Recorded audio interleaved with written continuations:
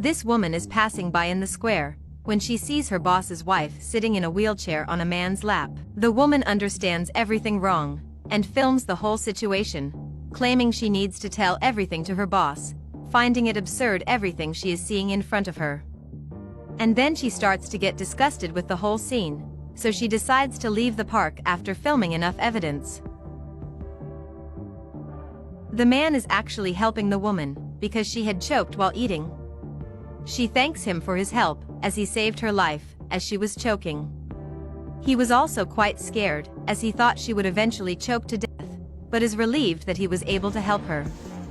The woman claims that she cannot afford to pay for his help, but she will talk to her husband, and he will repay the man for helping her. But the man doesn't expect anything in return, because according to him, he would do that for anyone. She feels grateful, not even knowing what she would have done if the man hadn't shown up, and he says that he is glad that everything worked out, then explains that he is already a little late, and asks if the woman could help him. Immediately, the woman says that she will help him, wanting to repay him for the help he gave her. The woman who filmed it ends up finding her coworker, running to tell her what she had just seen. When she shows the video, her coworker is stunned by what she is seeing, because they both think that the woman is cheating on her husband with another man. And the woman tells them that that wheelchair-bound man is the boss's favorite employee, and in their minds, the boss is being betrayed by his wife and his favorite employee.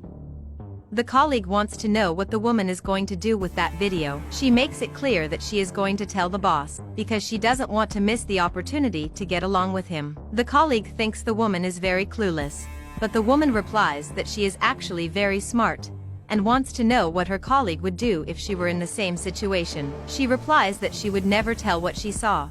The woman says that her colleague is only pretending to be a saint, and her friend starts laughing. The boss approaches them, wanting to know why they are standing in the middle of the stairs. The woman then replies that it's nothing, that she was just talking about something, and that she thinks her boss needs to know about it. The boss then wants to know what she is talking about. The employee lets out a long sigh before starting to say that she is not the kind of person who gossips about the company, especially since the subject is the boss's wife. Then she tells him that she saw his wife with his favorite employee, and that they were doing some explicit things. The two friends even try to avoid it, but end up laughing at the subject. But the boss is not amused by this, and wants to know what is going on that he is not aware of. The boss finds it strange, but soon returns to the subject, ordering the employee to talk about it once and for all.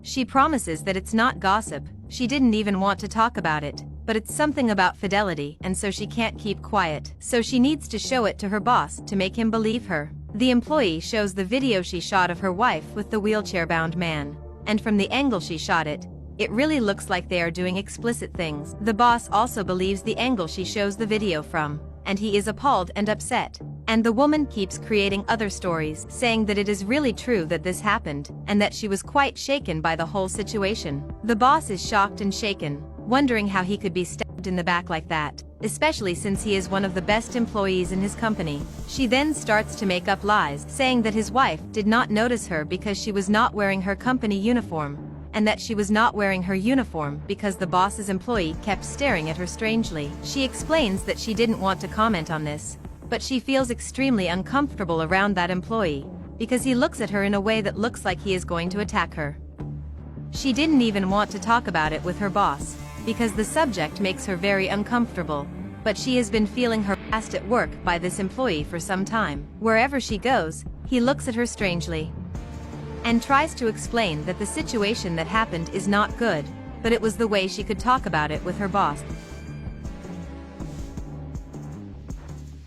In another instance, the employee arrives at the office and finds the woman throwing her uniform away, so he questions why she is doing this. The woman orders him to stay out of her business, because she can do whatever she wants with that awful uniform. But the man tries to explain that this is not something to be done, that the company is giving her the uniform, and the employee says that he is wrong if he thinks she will wear that outfit. Then she tells the man to look at himself since he is also out of uniform. He explains that he works in the operational part of the company, and not in the office. She says that this is exactly why he shouldn't have any say in her life, and asks him if she asked his opinion at any time. The man calmly asks her to take it easy, claiming that he just wanted to give her some friendly advice. But the woman says that he shouldn't call her a friend, much less give her advice because she hasn't asked him for anything. She throws the uniform at him, saying that he can keep it if he finds it so bad.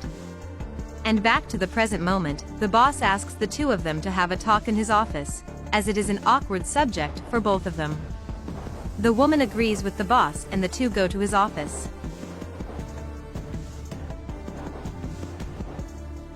When they enter the room, the boss decides that they can clear everything up at once, so he asks the employee to call for the employee and his wife, and she agrees by going after them. A few moments later, the employee enters the room, wanting to know why he was called away. The boss begins by saying that he is extremely disappointed, that he is one of his best employees, and asks how he had the courage to do something like this. But the employee doesn't understand what the boss is talking about. This only makes the boss angry, thinking that the employee is making a fool of himself by pretending that nothing happened, saying that he was staying with his wife in the park.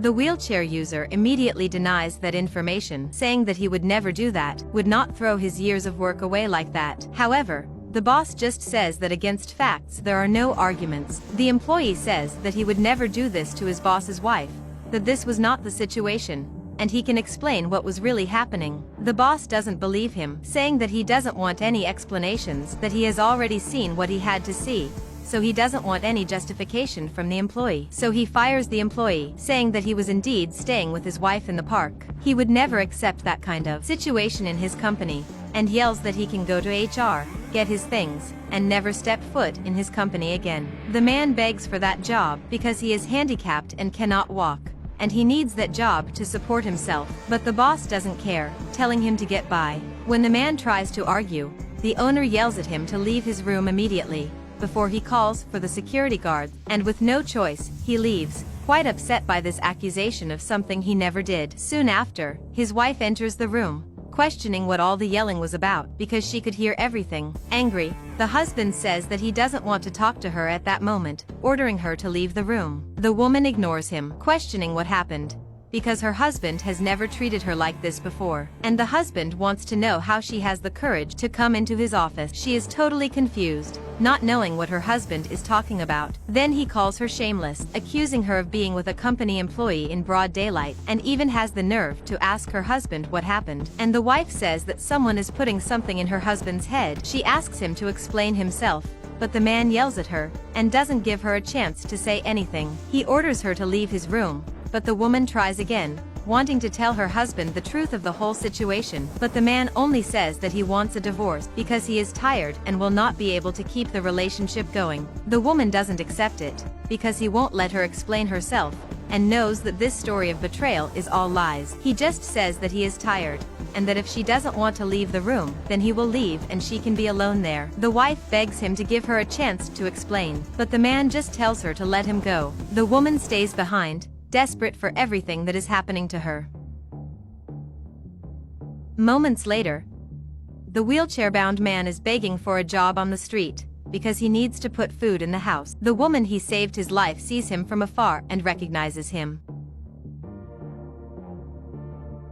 She approaches him claiming that she is quite upset to see him like that, even more so knowing that it was her fault. But he asks her not to worry, because it is not her fault. The issue was that the boss would not listen to him. Even with so many years working in that company, the boss didn't believe him, and didn't even want to hear his side of the story. The woman says that they can't leave it this way, that they need to go to the company and fight for his job, so she suggests that they go there immediately. He replies that he doesn't have to, because he has already tried, but the woman doesn't accept, because she knows that they must be heard. Knowing that the woman will not change her mind, the man then says that she who knows, but for his sake would leave this matter alone, but since she insists so much, they can go to the company.